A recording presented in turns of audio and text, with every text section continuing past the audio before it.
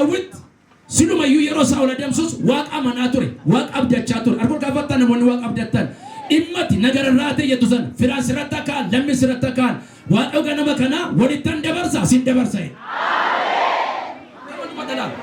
Ebare chame walitti dabarse na dabarsa jedha ayyaati Jana Mariatan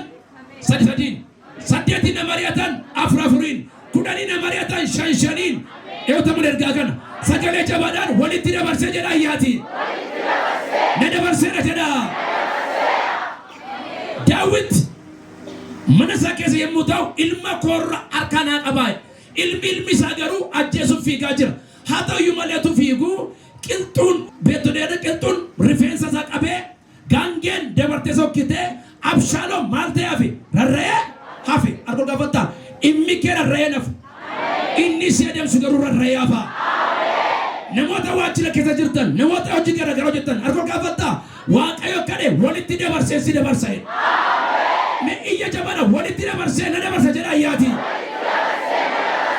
ba'u kudha afur gubbaatti sabni Israa'el yaaddoon isaanii waa lama fuulduraan galaana diimaa booddeenoo Fariyoon Waaqayyo ijoollee isaan ceesisee garuu galaanni Fariyoon wal keessa tafan kan wal keessa tafe eenyuun galaana diimaaf Fariyoon isa sabni Israa'el maal ta'anidha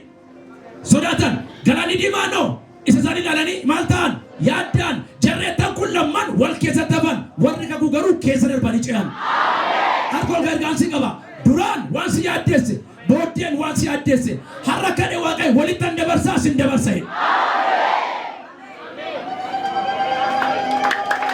ila sakati fenya agage balifat borganama gaafa dubbiin ka'u gaafa walolisi ka'u dhimma keef ka'a waa'ee keef ka'a maali beektaa Waaqayyo isa siin jedhe galmaangoof jecha karaadhuma salphaa karaadhuma baay'ee namatti tolu osoo hin taane attuma shinti fashiyooros haadhi mana abbaan mana walitti hin bu'an ta'e Asteer mootiin taatu dhokatteefti turte dubbiin qafa san abbaan mana gidduutti ka'e Asteeriif immoo iddoo laati argol gaafata nama lamaaf nama sadiif hin jedhu nama dhibba oliif borga nama lola jabaa akka lolicha keessa masiif iddootu laatama iyya guddaan walumatti dabarsee na dabarsa jedha ayyaati jadi waatuta dubbanatu walumatti dabarsee na dabarsa jedha ayyaati waa'ee keef ta'ama xumuraniin kaan walolanichi ka'u mareen kana booda dhimma kee irratti ta'amu xumuran qabu eeyotaman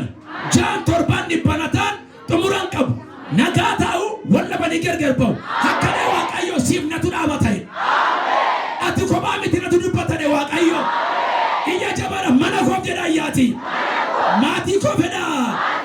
Waaqayyo jedha dubbadha warra narratti ijaaraman jedha dubbadha walitti dabarsee na dabarsa jedha ayyaati eeyotamane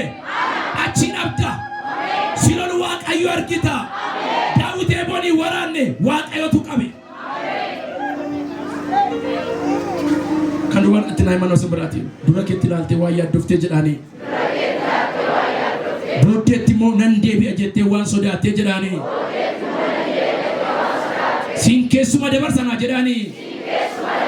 jarammoo walitti dabarsa jedhaanii argoon kaaskaa borga nama hin dubbatan afaan hin beeku haasa'achuu hin beeku firan qabu yaa nama jettee akka Waaqayyo natu dhimmicha gidduu galaa walitti hin dabarsaa simus hin dabarsa Waaqayyo